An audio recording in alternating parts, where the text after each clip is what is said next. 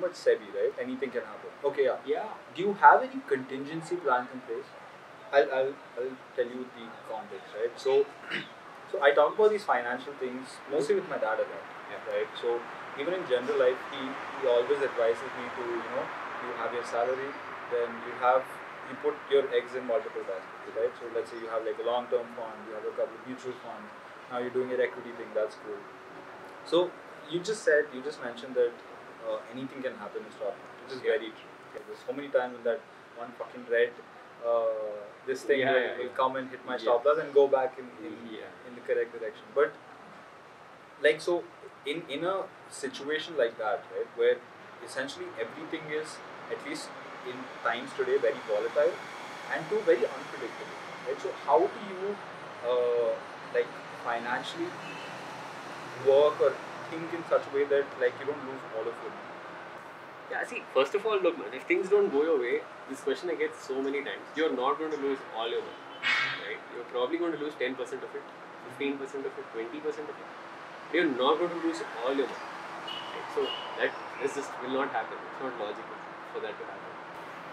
But talking about contingency plans, in my case, unfortunately, I have all my eggs in one basket. Unfortunately, that's the case. In the long run, I'll have to probably think of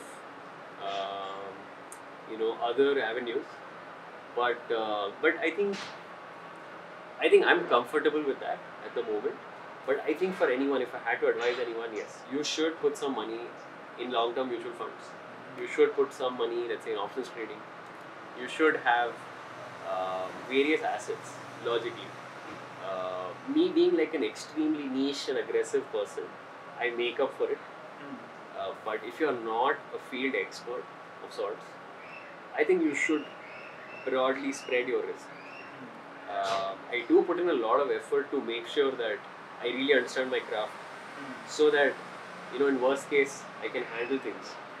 But yes, I do not have any contingency plans for myself. That's the case. But yeah, it is a very unpredictable space. It's crazy. Like the US president coming in, due to which the market shot up by 15%, right? For no reason, right? Yeah. And it fell yesterday, right? Yesterday it fell. Yeah, but I'm saying, like the US president coming in, the budget came in 7-8% it went up. Yeah. I'm like, dude, this is madness. Okay. So on days like that, you trade or you would like to sit out? I like to sit out.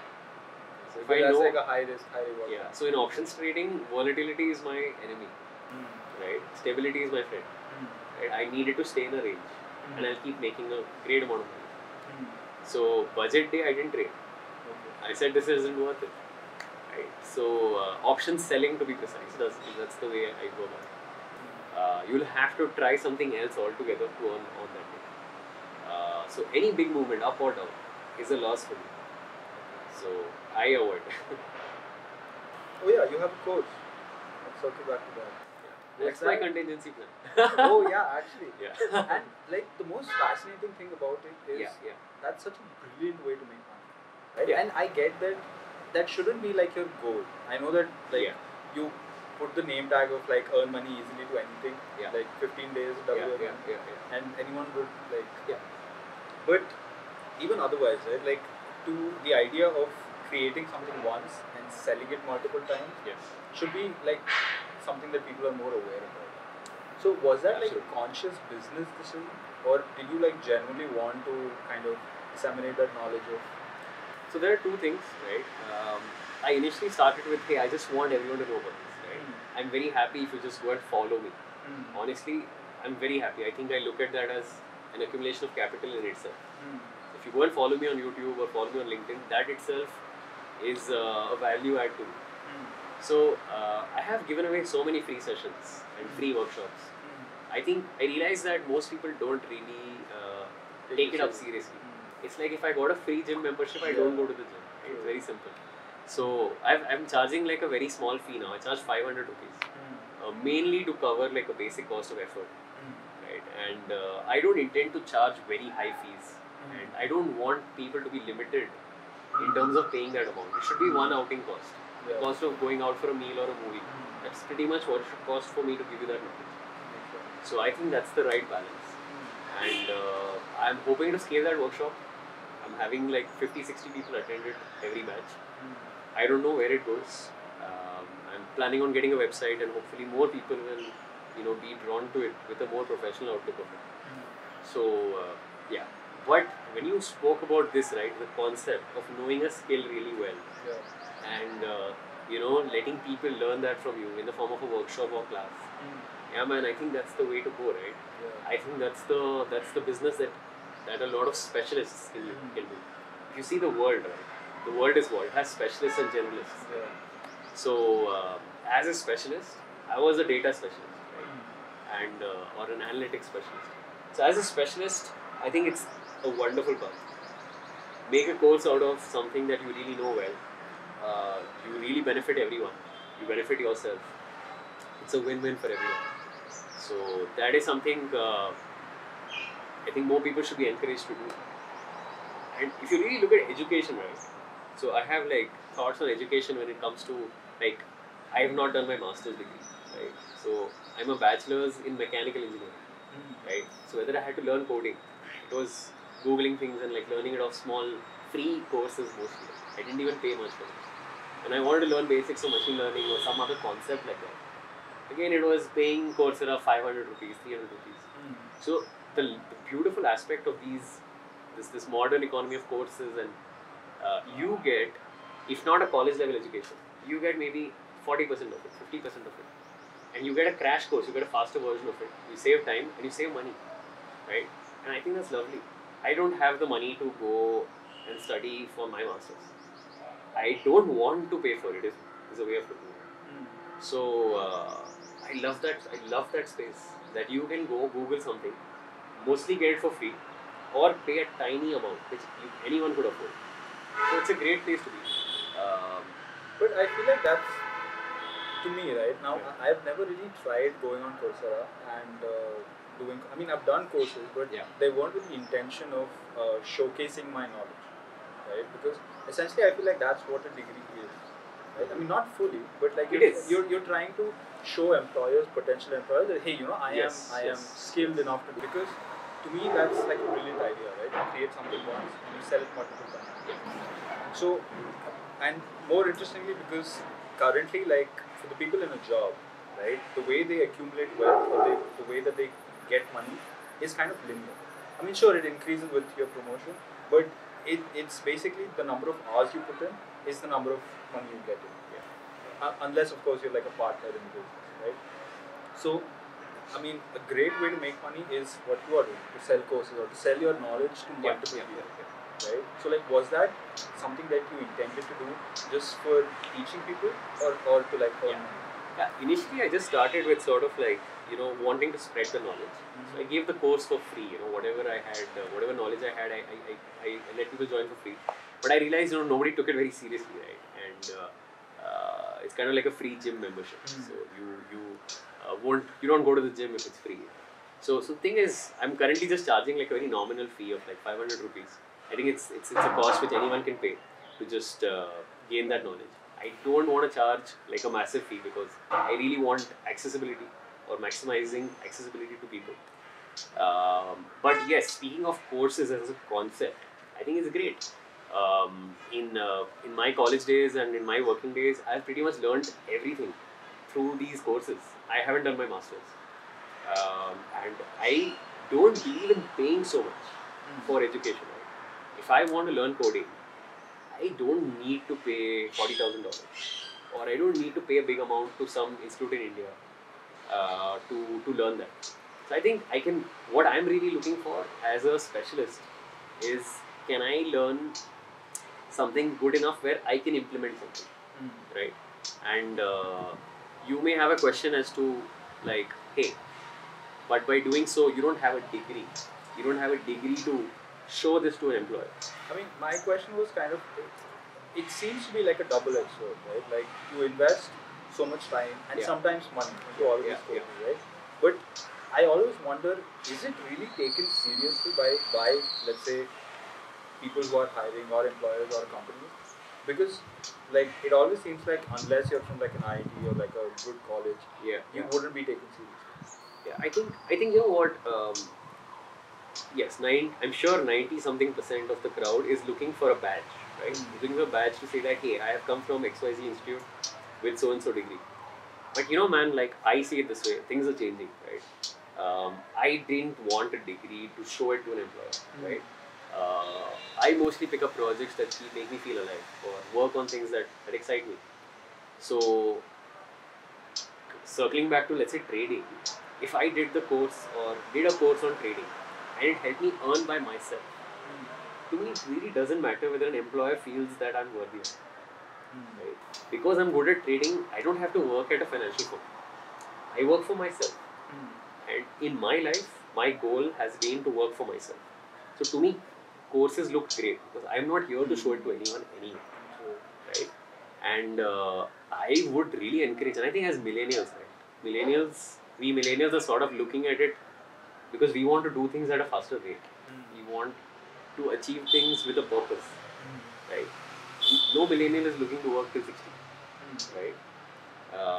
So, considering the new generation and the new mindset of things, it's a lot better, right? To rather achieve a certain skill or a certain level of dexterity or skill in something and just do that for a living.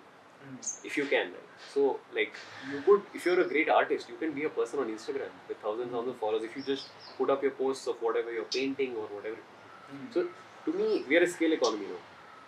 And I would encourage people to say that you don't need to worry about whether an employer thinks you're worthy or not, right?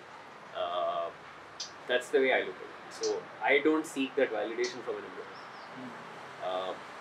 But yes, an employer will not value it. Just to be clear, you will not be significantly valued more if you have done a crash course on a Coursera or any other. But why worry about it is what I look at.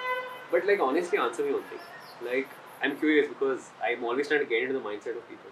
Like, isn't it good enough for you that you know something so well that you're in the top 1% of people? It doesn't matter whether your employer gets it or not, right? Like, does it really matter if you're that good at something? Because if you're that good at something, but I mean, see, I understand from like a knowledge point of view, right? Let's say I've really gotten into animation lately, right? So if I do like a crash course or I just do one of those free courses on YouTube, I don't really care if anyone else feels like I'm good enough or not, right? I like what I did. That's all that matters. right? But why, like, where that question was coming from was the fact that, so let's say I have seen and I myself have struggled a lot when it comes to, let's say, internships or getting a job. I mean, I was fortunate enough to kind of get a job, like in my placements itself. But I remember the times when I used to kind of think, okay, do I need to start learning this machine learning thing? It seems to be really big, the thing now, and I won't get a job if I don't know computer science. And I really started wondering, okay, let's say if I do a course, right? If you have a degree from like a college, that seems to be like an automatic ticket into people just believing that, okay, you are at a certain level. And like knowledge wise, strictly speaking, it would be the same with courses, right? Because courses, like by definition, a good course would be structured in such a way that you get the knowledge, right? And they would have tests and whatnot to finally give you the certificate. But I always wondered if it was just a bias in me or a bias in other people that made them feel कि okay, college तो नहीं गया है, course किया, so course is not equal to college, right? So that's where I was coming from, because again, like to me, I don't take courses seriously, right? So maybe that's just the reason for it. Like I know that it is changing again a little bit because I know people who have started these startups, edtech startups, right? That kind of propagate self-learning and these courses and things like that.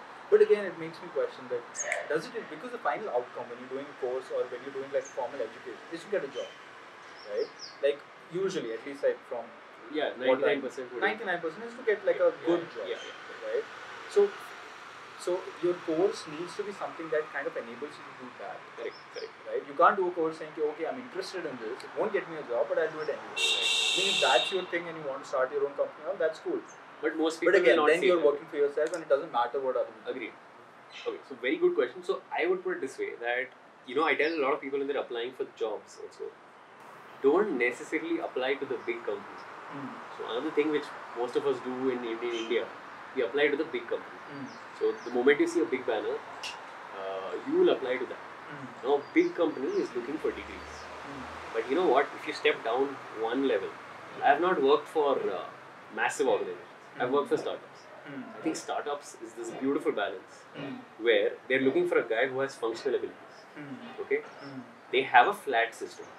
So where do degrees really help? Degrees help you push up the ladder. Now, there is no ladder. But there is a flat ladder. Let's not no ladder. There is a flat ladder. Right? There have been so many times where, because of my skill, when people saw it in startup, right, people appreciated so much, I got chances to sort of quickly, do a lot more projects and step up a lot faster. Okay. This is something that you won't get in big companies. So, if you sort of think of it, right, you can work at a startup where you will be really appreciated for your skill set, where your course, your Coursera course or whatever short course would really help you, right, which would be valued by a startup. And the other beauty of startups is that they pay more. Okay? Why do they pay more? Because they want you to take on a lot more, right? They are having funds, first of all. They're funded companies or are seeking funds, one of the two. Right? And startups is this great space for that. So not only you get the skill learning experience, you get a good salary also. I think startup salaries are way higher. And they pay specialists. So if you're a specialist at something, you can really pitch to a startup. Because they're sort of looking to make big moves. A big company is very settled in the way it does things. That's my take on it. So, if you switch to a startup and you work in the space of startup, it's a small community of people. But you will suddenly notice that you're really valued for skills.